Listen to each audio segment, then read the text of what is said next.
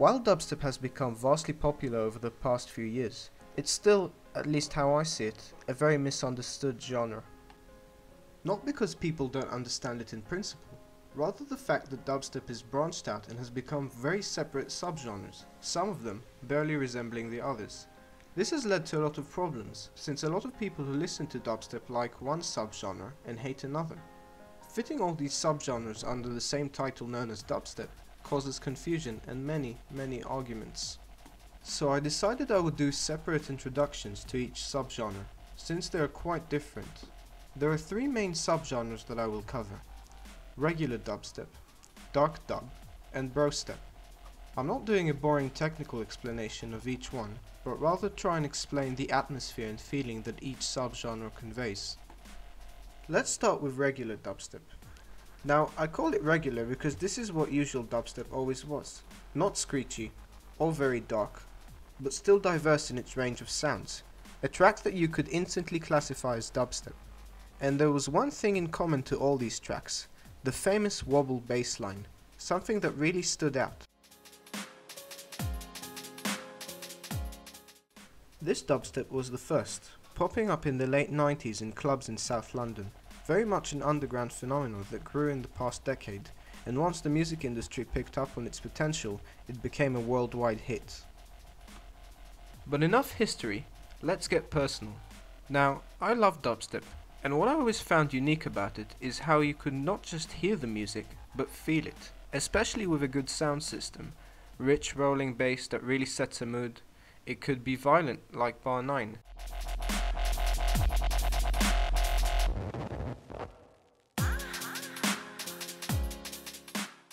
Ambient like Emil K.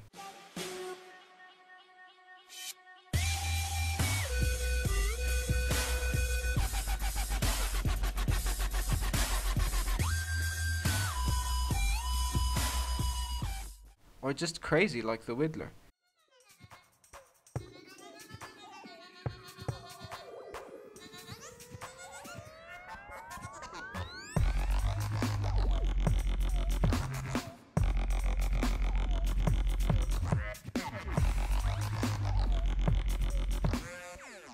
It has them all.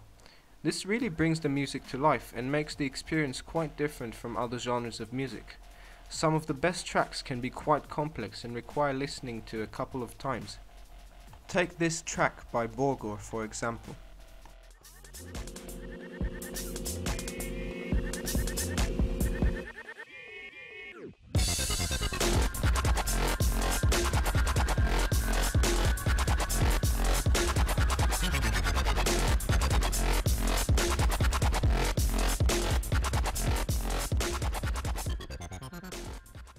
I guess my main worry is that people hear the more mainstream dubstep artists and think, is this dubstep? Ugh, sounds like crap. Because dubstep isn't crap, at least not all of it. I would like people to see that dubstep can be more complex and deep than what meets the eye, or the ear. Here are a couple more track samples to give you an idea of what dubstep can be like. One of the older, more popular tracks to touch mainstream fame, Roscoe's Woo Boost.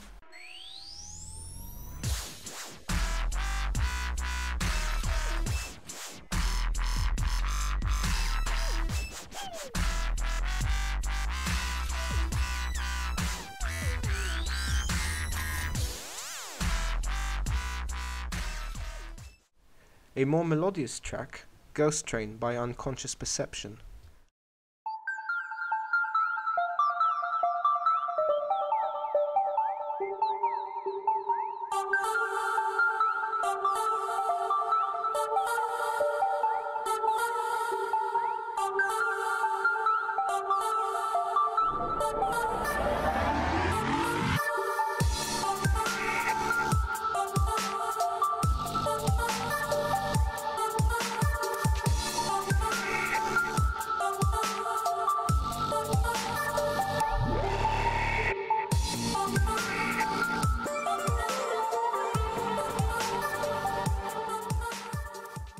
Ill by Chasing Shadows.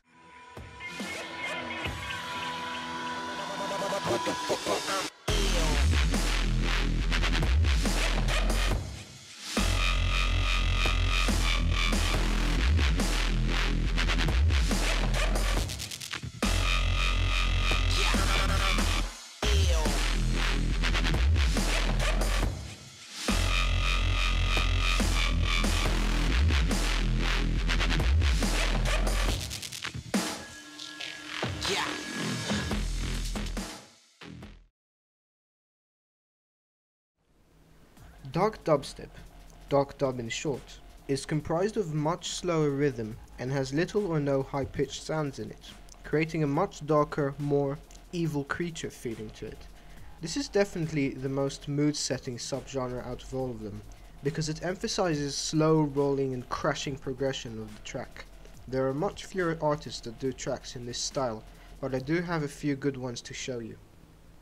One of the darkest tracks I've ever heard is Black Dimensions by Droid Sector. Notice that when there are high-pitched sounds in these tracks, they are usually short and strange, adding to the overall psychedelic feeling of the track.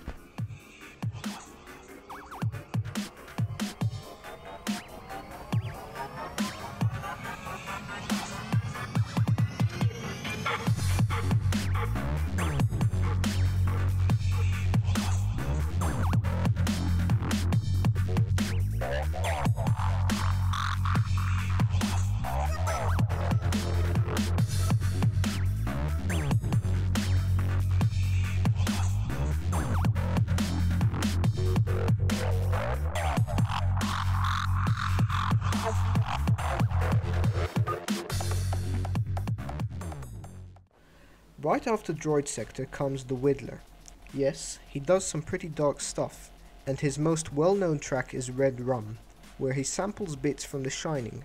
This track has an unusually low bass frequency, so unless you have a good sound system, you might not even hear it.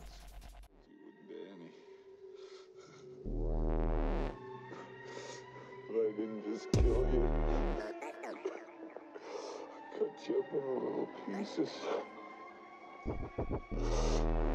Completely wrong. I must be losing my mind.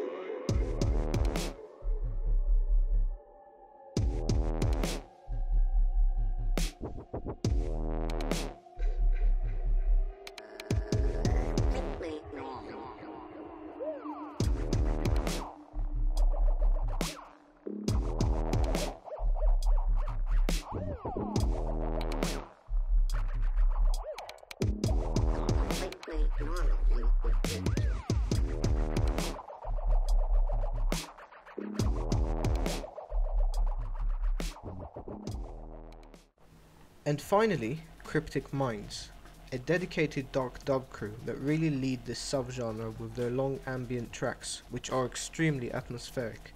This track is called The Talisman.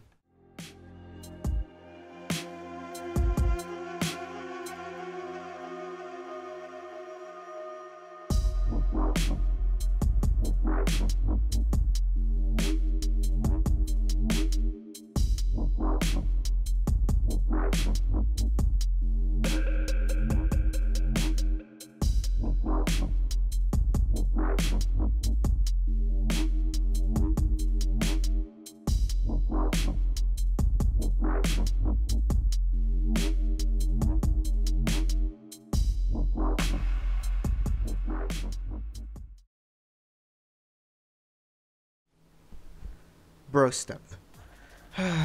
Where to begin? I find it really hard to call this dubstep, and I really do think they should name it as a completely new separate genre. Brostep is the latest subgenre to come from dubstep, but the beat is the only thing that the two genres have in common, and even that's not always the case. Brostep threw the wobble and sub-bass away and replaced it with random screeches and electric guitar riffs. It sounds more like Dirty Dutch and heavy metal mixed together, and much less like dubstep. But most people seem to like it, which is fine by me.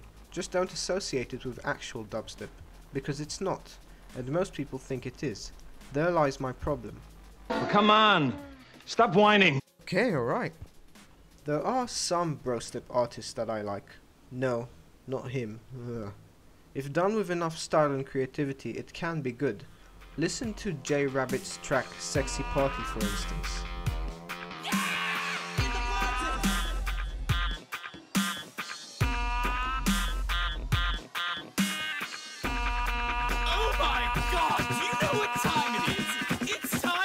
Sexy party!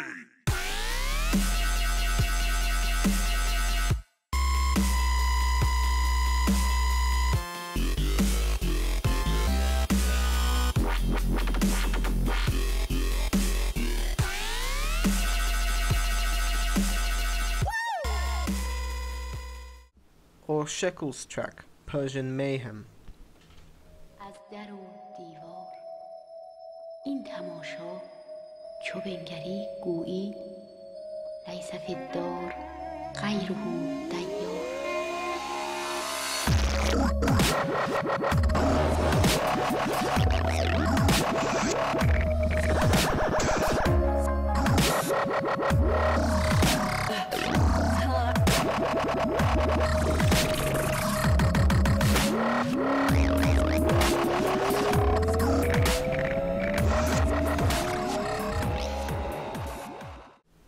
Don't expect me to mention Excision or Datzik. I know they are classified as brostep, but they do, or at least did, make good old dubstep as far as I'm concerned. So there it is, an introduction to dubstep. Please leave some feedback if you liked it or not, and if you would like to see more about other genres, I've got plenty in store. Dark side. Stop it!